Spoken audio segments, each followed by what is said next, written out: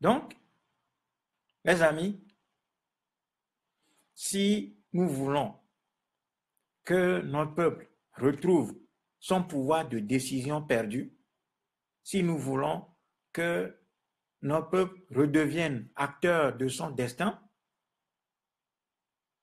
si nous voulons que notre peuple commence,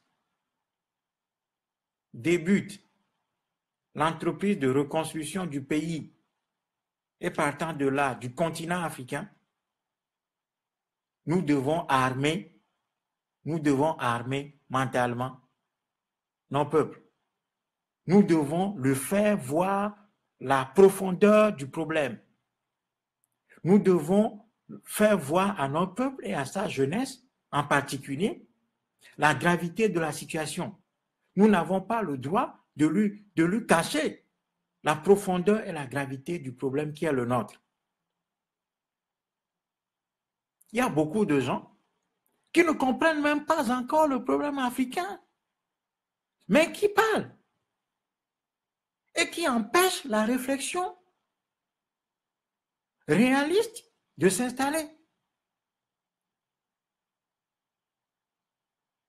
Des gens n'ont même pas encore découvert le millième du problème africain, mais ils parlent et ils empêchent la pensée réelle, combative de s'installer. Ce que nous vivons, ce n'est pas simplement des questions, ce que nous vivons en Afrique, ce n'est pas simplement une question d'absence d'institutions ou bien de crise institutionnelle ou de panne. Non. Non. Le problème est très profond. Les gens n'ont même pas lu ce que les colons, les colonisateurs eux-mêmes ont écrit, ce qu'ils ont voulu faire en Afrique ou ce qu'ils ont réalisé en Afrique. Les gens n'ont même pas découvert tout ça. Ils ne savent même pas. Et ils sont là, ils parlent, ils bavardent, ils pensent que le problème, c'est simplement un problème d'alternance, de changement dans la continuité. Non! Notre problème est très profond. Parce que la colonisation a réussi à déconstruire totalement la société africaine.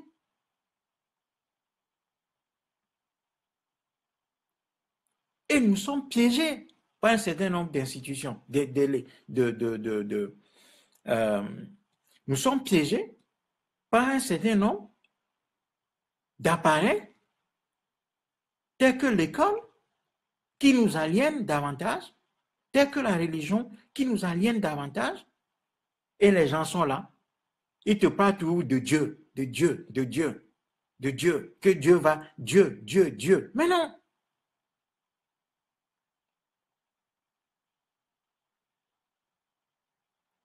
Notre problème, ce n'est pas simplement un problème d'élection ou de démocratie, comme les Africains aiment tellement le dire. Démocratie. Démocratie. Droit de l'homme. Droit de l'homme. Démocratie. Et on joue avec ces mots. Pendant ce temps, la situation s'aggrave.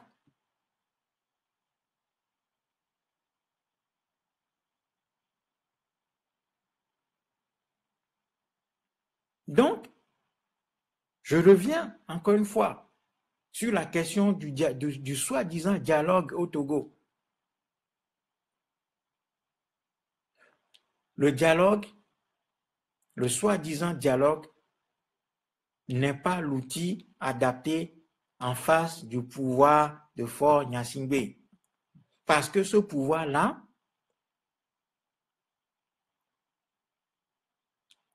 c'est l'incarnation de la continuité coloniale en Afrique. Et ce pouvoir fait partie de l'ensemble de ce que les colonisateurs eux-mêmes ont appelé l'élite coloniale, l'élite indigène, l'élite africaine qui doit être construite et imposée au peuple d'Afrique de sorte à ce que la colonisation puisse continuer.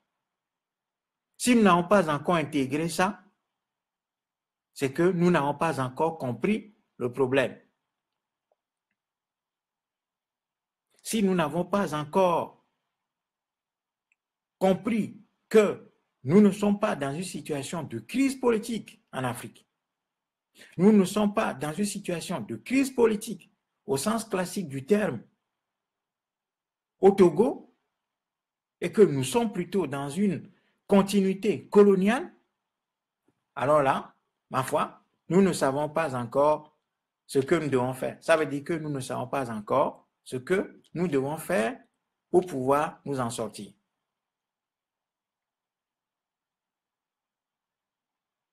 Donc, le dialogue, qui est une fabrication du système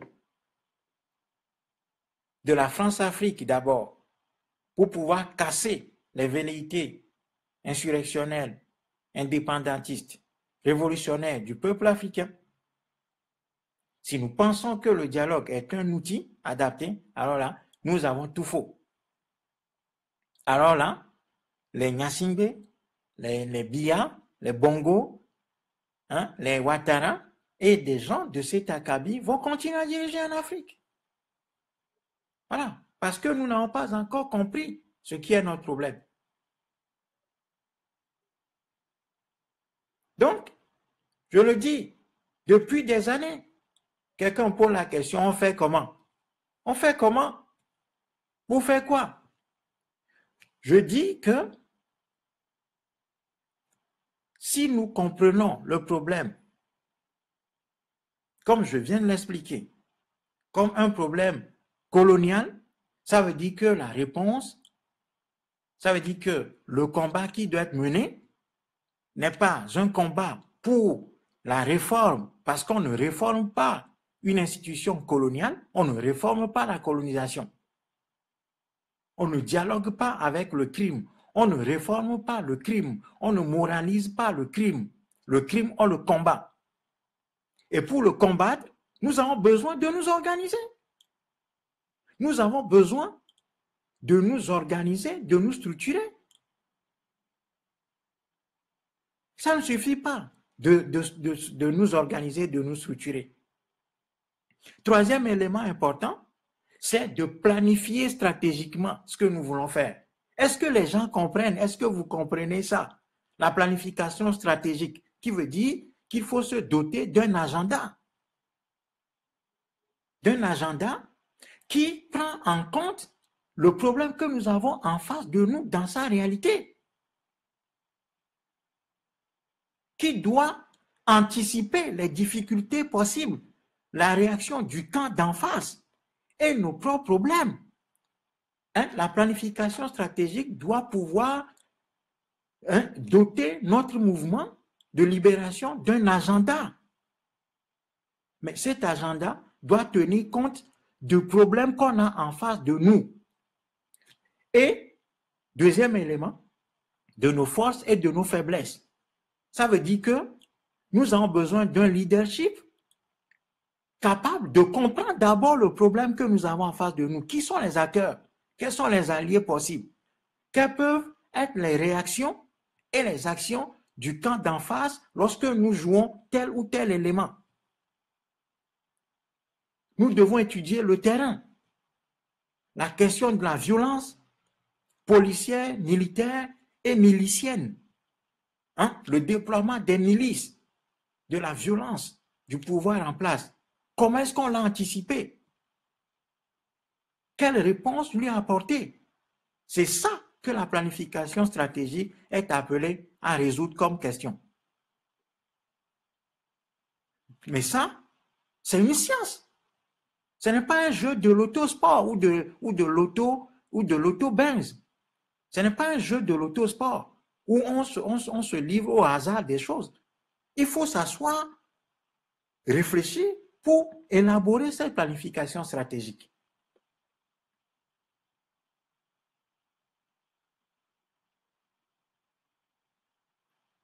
Ces choses-là, ça fait des années que nous le disons au Moltran. Les gens ne nous écoutent pas. Les gens ne nous écoutent pas. Bon, ok. Comme nous-mêmes, nous ne sommes pas en situation d'implémenter ces solutions, qu'est-ce que nous avons essayé de faire dans le cas spécifique du Togo? Je viens de le dire.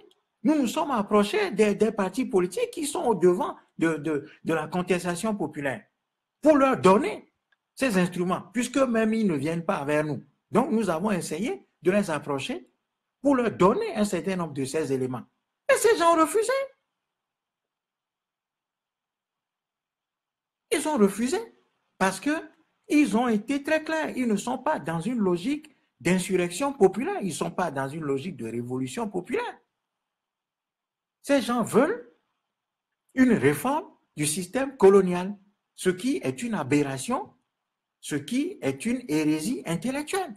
Ça veut dire que ces gens ne comprennent pas le fond du problème que nous avons. C'est ça que je dis. Donc, ça veut dire que la théorisation sur le système et son fonctionnement n'est pas encore maîtrisée. Et on veut faire quoi? C'est pour ça que ça ne peut que finir par le dialogue. C'est pour ça que, c'est pour ça que toute la mobilisation populaire qu'on a observée au Togo ne peut que finir à la plage et dans les salons feutrés d'un hôtel où, soi-disant, on va dialoguer. Parce qu'on n'a pas encore cerné le leadership qui pilote cette insurrection populaire, je suis désolé de le dire, ne maîtrise pas encore les données du problème. Ou certains les maîtrisent, mais ne veulent pas implémenter ces solutions parce que ces solutions ont un coût. Ces solutions ont un coût. Et ce coût peut aller jusqu'à la mise en danger de leur propre vie, de leur vie personnelle. Donc, évidemment, ça ne peut pas. Ces gens ne sont pas en situation d'affronter la problématique africaine dans sa réalité. Donc, qu'est-ce qu'on va faire? On va détourner le problème. On va détourner le problème vers une destination qui ne cadre pas, avec la situation que nous avons en face de nous. Donc, le problème fondamental que nous avons, c'est que le leadership de la contestation populaire au Togo et par extension le leadership opposante, le leadership opposant en Afrique est trop faible.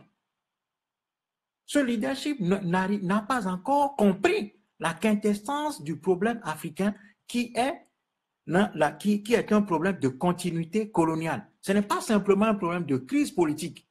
Ce n'est pas un problème de crise politique où il faut remplacer Louis par Jean ou Kodjo par Kokou ou tout simplement retoucher un peu quelques tests et puis faire des réformes et obtenir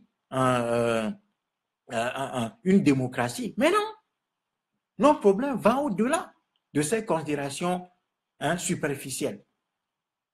Pourtant, le système, comme nous sommes en guerre, le système, dans son déploiement, va nous faire croire que le problème que nous avons, c'est juste un problème d'institution ou d'appareil ou de personnalité ou de gens qui sont ou de personnes. Parce que celui qui exerce le pouvoir aujourd'hui, peut-être qu'il n'est pas, il n'est pas de bonne volonté, donc on va remplacer celui-là par un autre et puis on aura la solution. Mais non! Tant que le continent africain ne se sera pas libéré, il n'y aura rien, parce que nous n'avons pas encore d'État en Afrique.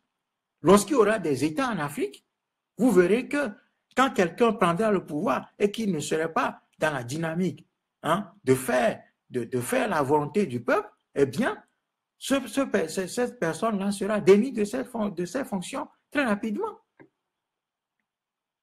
Parce qu'on aura un État viable qui sera opérationnel, qui sera fonctionnel. Ce n'est pas encore le cas. Voyez? Donc, le leadership, je le redis encore une fois, le leadership de la contestation populaire au Togo est trop faible. Ce leadership refuse de voir le problème togolais dans sa réalité de la continuité coloniale. C'est pour ça qu'elle opte pour des solutions de facilité. C'est pour ça qu'elle pense que, c'est pour ça que, non, c'est pour ça que ce leadership pense que la solution viendra de la moralisation du crime. C'est-à-dire qu'on va moraliser le crime. On va chercher des prêtres, on va chercher le prélat, on va chercher les religieux pour qu'ils viennent parler au cœur du tyran pour le convertir. On va procéder par l'évangélisation démocratique et chrétienne pour que ces gens-là comprennent qu'ils font du mal au pays. Mais non! C'est de la fumisterie. C'est de la fumisterie pure et simple. Donc, la jeunesse africaine doit d'abord analyser le problème africain dans sa réalité coloniale et ensuite mettre sur pied l'organisation combattante qu'il faut et ensuite doter cette organisation de la planification stratégique. Je viens de l'expliquer. Et cette planification stratégique doit être conduite par un leadership visionnaire, patriote, courageux et capable d'être souple quand il faut l'être et capable d'être rigide quand il faut l'être aussi. Tout en tenant compte des difficultés et des mouvements du terrain. C'est ça qu'il faut faire. Si nous estimons que ça c'est de l'utopie et que ça c'est du rêve et que c'est impossible, eh bien restons dans notre situation de misère. Restons dans notre situation de misère et puis c'est tout. Qu'on n'en parle plus. Qu'on se taise. Qu'on se taise. Si nous trouvons que nous ne pouvons pas reconquérir notre pays, notre espace, nos pays, notre continent, bien restons là. Faisons le lit au Bongo, au Fort Gnassingbé, au Alassane Ouattara, ainsi de suite. Et puis c'est bon. Voilà. Il n'y a pas de raccourci vers la liberté. Il n'y a pas de chemin raccourci menant à la liberté. Chaque peuple doit se battre pour se libérer. Chaque peuple, tous les peuples qui sont passés par l'étape où nous sommes aujourd'hui, se sont toujours battus, se sont battus pour se libérer. Voilà. Mais il faut d'abord vivre le problème, il faut d'abord vivre ça, il faut d'abord vivre la douleur de la perte du pouvoir de décision collective pour pouvoir comprendre ce que je suis en train de dire. Si vous ne vivez pas la douleur d'appartenir à un peuple défait, si vous ne vivez pas la douleur d'appartenir à un peuple soumis, à un peuple esclavagisé, à un peuple colonisé, à un peuple qui ne maîtrise pas son espace, qui ne maîtrise rien, vous ne pouvez pas comprendre ce que c'est que la lutte pour la libération d'un pays. Et c'est là justement que le bas blesse. Parce que, comme le disait Malcolm X, le système a réussi à nous faire croire que nos meilleurs ennemis sont nos meilleurs amis et nos meilleurs amis sont devenus nos meilleurs ennemis. C'est ça que le système a fait de nous. C'est pour cela que nous devons redécouvrir notre histoire dans son entièreté, dans sa réalité, pour pouvoir affronter nos situations et la résoudre.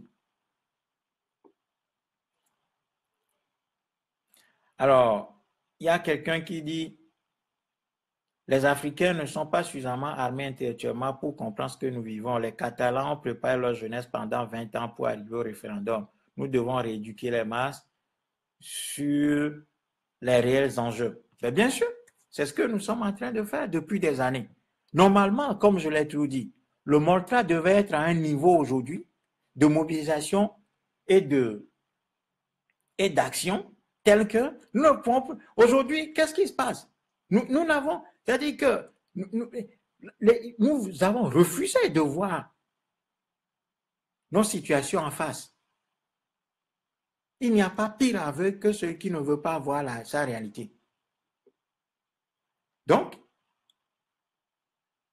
nous avons passé le temps à nous amuser, à nous tirer dans les pattes, si bien que aujourd'hui, nous sommes dépassés. Nous sommes dépassés par cette minorité dont j'ai parlé tout à l'heure. Cette minorité qui n'a peur de rien, mais qui est dynamique, qui est active, qui est organisée, qui est structurée, qui a un leadership, qui a des référents. Nous, dans nos rangs, qu'est-ce qu'on fait? C'est la détestation cordiale. Nous ne nous aimons pas.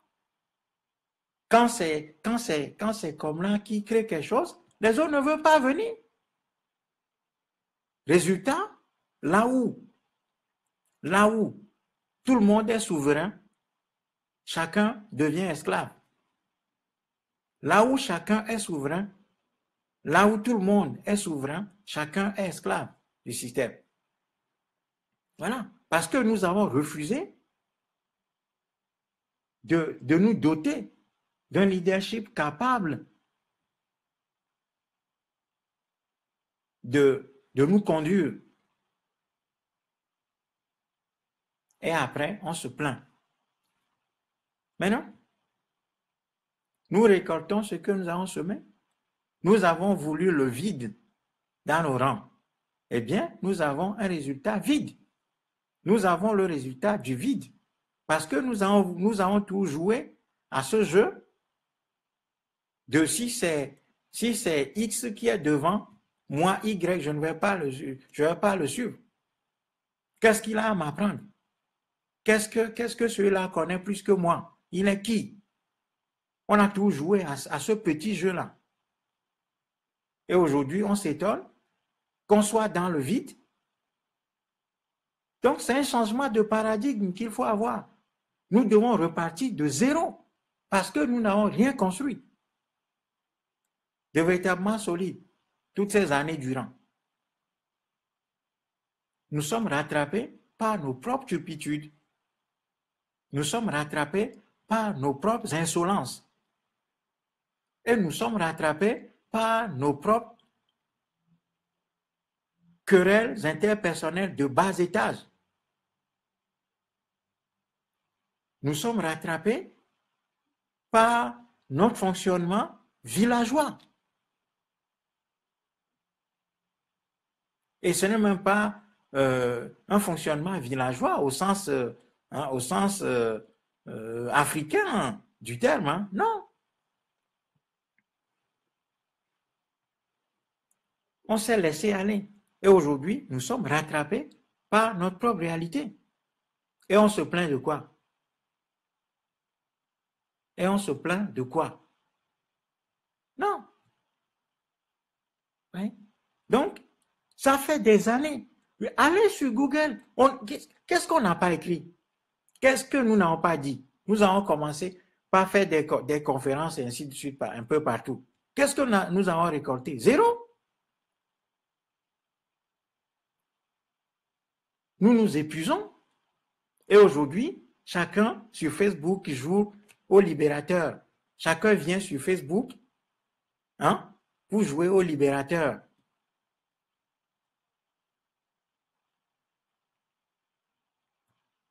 Chacun vient sur Facebook prononcer des incantations. Ford doit partir et il doit dégager. Gnassingbé dehors, et Ford dégage, ceci, cela. Oui, c'est très bien de le faire sur Facebook. Sauf que si nous restons sur Facebook, la libération aura lieu sur Facebook, mais pas sur le terrain. La libération va avoir lieu sur nos écrans d'ordinateur et de téléphone, parce qu'on sait taper sur le clavier, c'est bien, mais sur le terrain, no way. Sur le terrain, c'est no way, parce que nous n'avons rien construit. Et si nous continuons dans cette logique, nous allons rester sous la domination de ces gens-là. Peu importe que Faure Gnassingbé soit encore demain ou pas au pouvoir, mais le système restera. Si nous ne faisons pas, si nous ne prenons pas nos responsabilités, en nous organisant et en nous alignant derrière un leadership capable de pouvoir nous conduire, eh bien, nous verrons que nous allons rester au stade où nous sommes.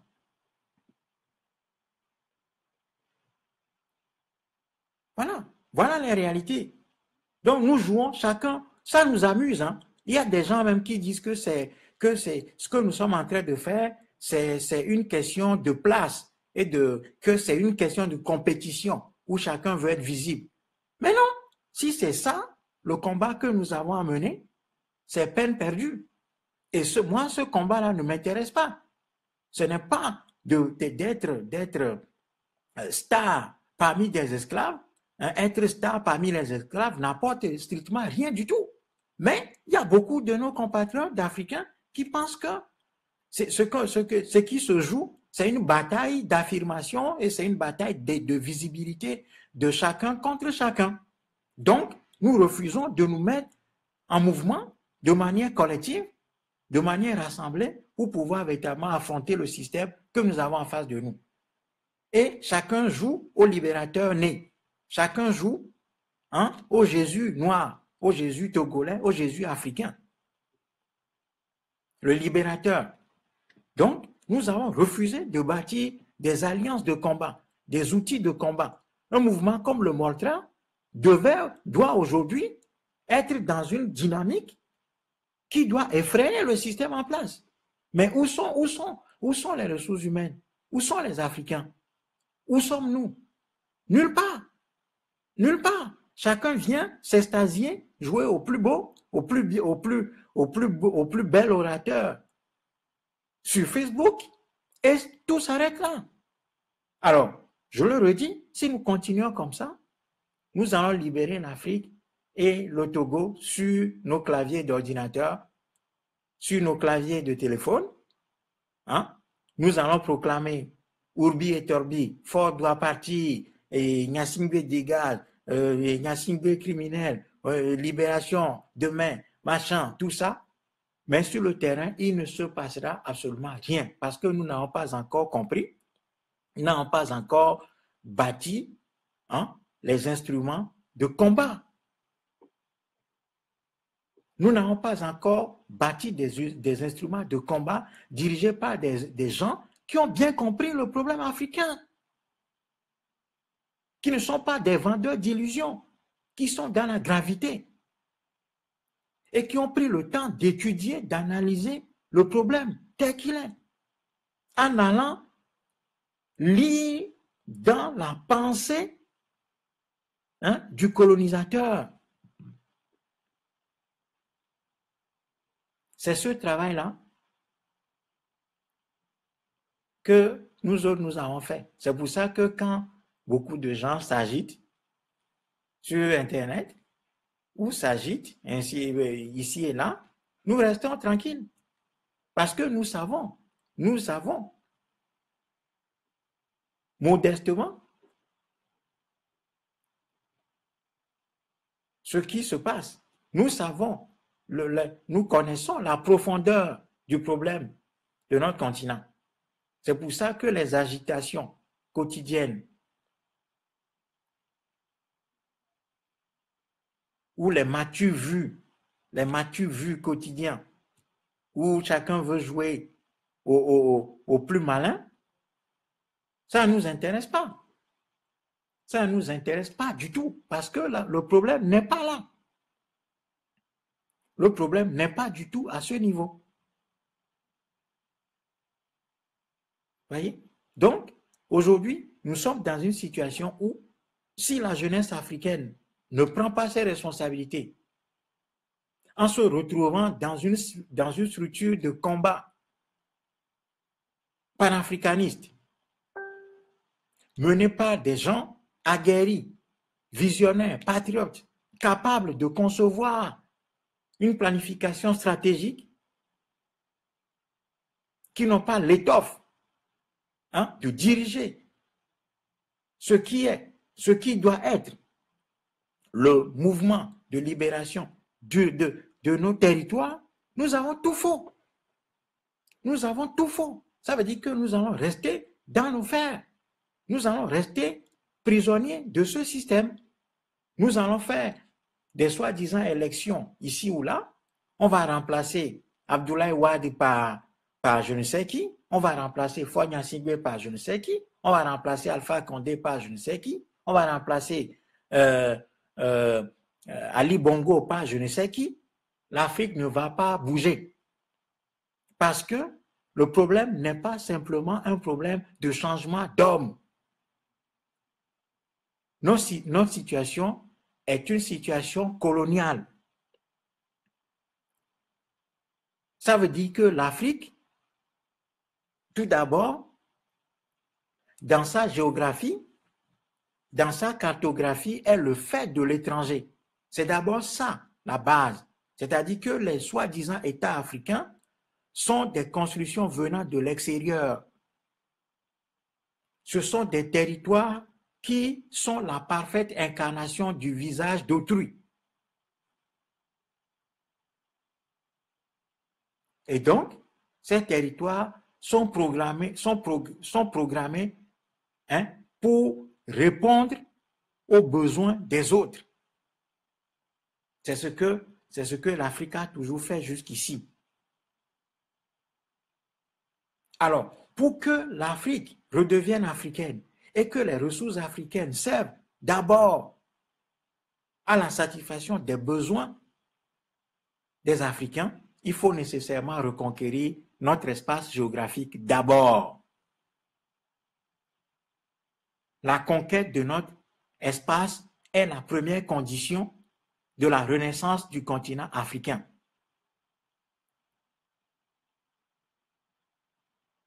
Cela veut dire que nous devons nous engager dans des mouvements ou dans un mouvement de libération continentale, dans des mouvements de libération. C'est un combat de libération que nous devons mener. Et ça, c'est extrêmement grave. Ce n'est pas un jeu. Ce n'est pas un jeu. Ce n'est pas un jeu. Parce que le système est très bien enraciné. Mais dire que le système est très bien enraciné ne veut pas dire que si le peuple s'organise, se dote des structures qu'il faut, est mené par un leadership visionnaire, patriote, courageux, intelligent, qui se dote d'une planification stratégique adaptée aux problèmes, que ce peuple ne va pas triompher du système.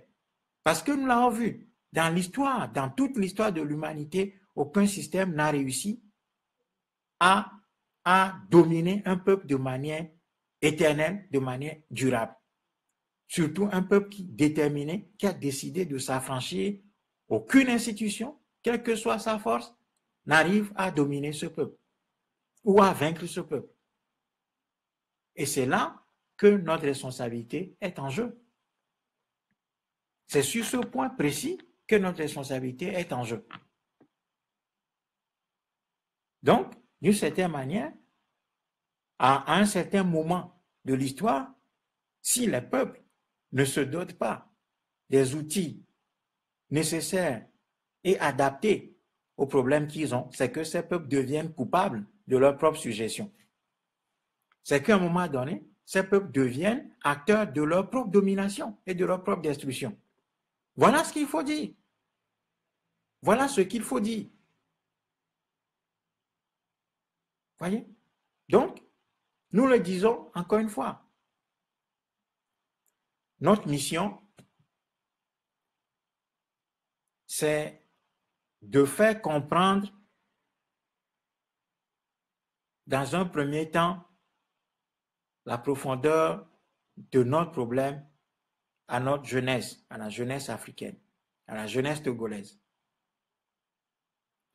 Dans un deuxième temps, lorsque les gens auront compris la profondeur du problème, ils vont se détourner des solutions, des sentiers battus, des solutions de facilité qui ne cadrent pas du tout avec le problème que nous avons en face de nous,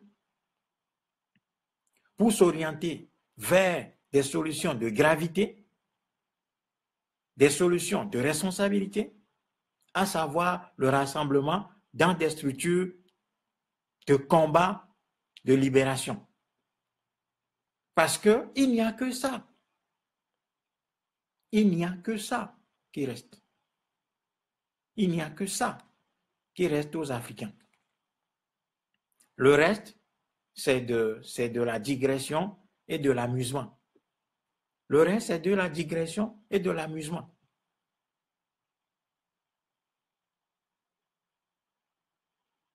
Le reste, c'est de l'irresponsabilité. Donc, nous avons l'obligation de nous doter. Nous avons créé le MOLTRA pour cela. Nous avons créé le MOLTRA pour rassembler la jeunesse africaine dans une structure de combat pour la libération de notre continent. Parce que la lutte que nous avons menée, ce n'est pas une question de réforme. Parce qu'on ne réforme pas la colonisation. On ne réforme pas les instruments coloniaux. On ne réforme pas un système criminel, un système colonial. On ne le réforme pas. Si les Africains n'intègrent pas cette donnée première, c'est qu'ils n'ont pas encore compris le problème qu'ils ont en face d'eux. Et comme on ne réforme pas la colonisation, comme on ne peut pas moraliser le crime, comme on ne peut pas évangéliser et convertir par la bonne parole le crime à la morale, comme on ne peut pas transformer un système criminel qui vit, qui prospère sur le crime, qui est rétribué par le crime, et comme on ne peut pas moraliser ce système-là, nous avons besoin nécessairement de mener le combat de libération de notre continent. Et donc, du Togo. Donc, cela passe d'abord par la réelle compréhension du problème. C'est d'abord l'analyse du problème, c'est d'abord la réelle compréhension du problème, qui est un problème colonial.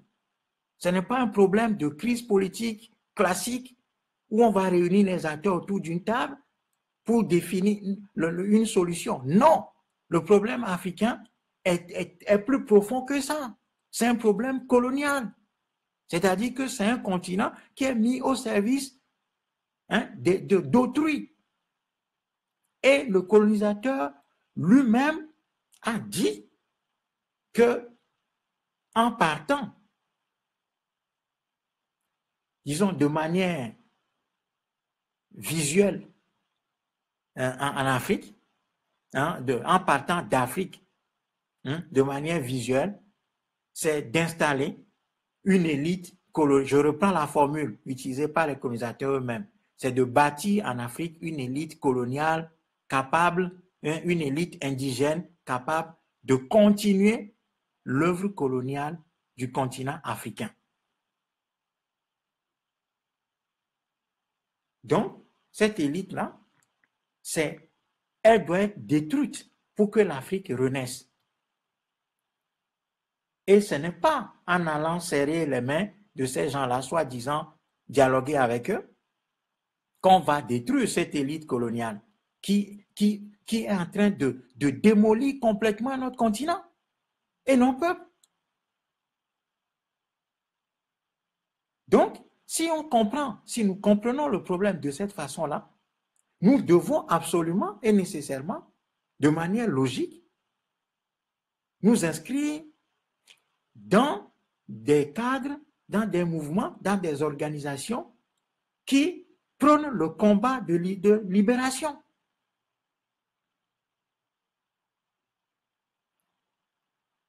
Et nous avons créé le MOLTRA pour cela, pour rassembler la jeunesse africaine combative dans une structure de lutte, de libération. Et, évidemment, si nous nous organisons, nous devons structurer la marche collective vers l'atteinte de nos objectifs, à savoir la libération et la reconstruction de notre continent et de notre pays, le Togo. Et donc, nous avons besoin nécessairement de ce que j'ai appelé tout au long de cette heure d'entretien, de la planification stratégique. J'ai expliqué ça 1000 fois. J'ai fait d'autres vidéos. J'ai dit beaucoup de choses. Depuis des années, nous avons écrit. Et il y a certaines personnes qui reviennent tous nous poser les mêmes questions. Nous avons écrit depuis des années. Ça fait plus de 15 ans que nous luttons, que nous faisons tout ça. Nous avons écrit des textes, nous avons publié des vidéos, nous avons fait des conférences, nous avons dit, je ne sais plus. Et on tourne en rond. Donc, planification stratégique pilotée par un leadership visionnaire,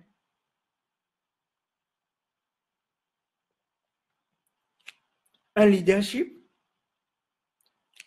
au fait de l'histoire, un leadership qui prend la mesure, hein, un leadership qui prend la mesure de la dimension historique de ce que vit le continent africain, qui doit savoir le parcours de nos peuples dans l'histoire. Un leadership visionnaire, capable de profondeur, de gravité, sans slogan vide de sens. Un leadership capable de pouvoir implémenter cette planification stratégique sur le terrain en tenant compte, hein, des difficultés que va nous poser le système en place, que nous pose déjà le système en place et que va nous poser le système en place, et un leadership qui soit en mesure d'anticiper, hein, nos propres faiblesses, hein, pour pouvoir imaginer les solutions de correction au fur et à mesure qu'on avance. C'est ça qu'il faut faire. C'est ça que nous n'avons pas été capables de produire au Togo. Et c'est pour ça que toute la mobilisation gigantesque qu'on a eue ces derniers temps se solde aujourd'hui par ce que nous sommes en train de voir. C'est-à-dire ce 28e épisode de la comédie du dialogue avec les Nyasingbe. Parce que le leadership de la contestation populaire est trop faible et ne théorise pas, n'a pas théorisé. Et quand bien même ce leadership qui conduit le mouvement n'a pas théorisé sur le problème et sa solution, bah, qu'est-ce que nous avons fait? Nous nous sommes approchés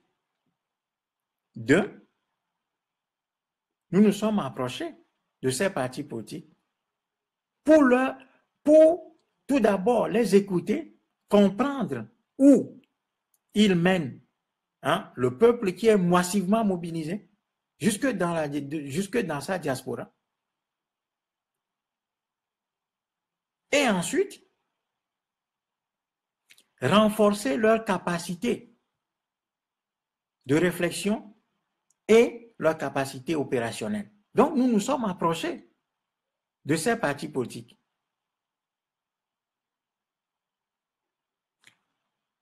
Évidemment, nous savions, hein, nous l'avions dit depuis le début, nous savions que ces partis n'étaient pas dans une logique révolutionnaire. Nous l'avions dit. Nous avions le 12 septembre 2017, nous avons fait une conférence, enfin, nous nous sommes retrouvés avec d'autres compatriotes togolais, où nous avons débattu, hein, de la mobilisation populaire au Togo, et je disais que ce mouvement-là n'était pas, parce que les éléments sont là. Ce mouvement n'est pas un mouvement révolutionnaire. Et nous avons expliqué pourquoi. Donc, comme nous avons vu toutes ces difficultés venir, nous nous sommes approchés de ces partis politiques. Mais nous avons été rejetés. Ces gens n'ont jamais voulu nous écouter. Des gens se comportaient autour d'un certain nombre de leaders de partis comme des chiens du jardinier, incapables de manger le chou, mais qui empêche les autres d'en prendre. Défendant chèrement leur position. Parce que pour eux, quand on s'approche de leur soi-disant leader, c'est qu'on veut leur voler leur place. Comme si il y avait une compétition, comme si ça essayait d'une question de place, parce que les gens se voyaient déjà ministre, premier ministre, ministre de ceci, ministre de cela, hein? Alors que nous n'avons même pas encore commencé la lutte, nous n'avons même pas encore amorcé, hein, l'organisation de la marche vers la conquête du pouvoir. On a joué à ça. Résultat, aujourd'hui, c'est ce qui se passe. Donc, notre peuple est en quelque sorte floué. D'où la nécessité pour nous autres de nous constituer maintenant. Parce que si nous disons que les autres n'arrivent pas à produire la réflexion qui, adaptée au problème, n'arrive pas à anticiper les coûts du système, n'arrive pas à théoriser et n'arrive pas à élaborer une stratégie gagnante, eh bien, c'est à nous maintenant d'entrer en jeu. Mais nous ne pouvons pas entrer en jeu si nous n'avons pas un minimum d'accompagnement. Si nous n'avons pas un minimum d'accompagnement ou de gens qui nous soutiennent, c'est que voilà, nous ne pouvons pas constituer l'alternative. Donc nous serons obligés de faire avec ce qu'on a et ce qui constitue ce que nous appelons de manière abusive les leaders. Voilà. Donc, la jeunesse africaine est interpellée. Je le redis, le MOLTRA est disposé à faire ce travail-là de structuration, d'organisation, de planification et de conduite de cette planification stratégique sur le terrain. Parce que ça fait des années que nous avons travaillé. Ça fait des années que nous avons réfléchi, que nous avons cherché, que nous avons compris, que nous avons cherché à étudier le problème dans sa profondeur. Et ce n'est pas un jeu.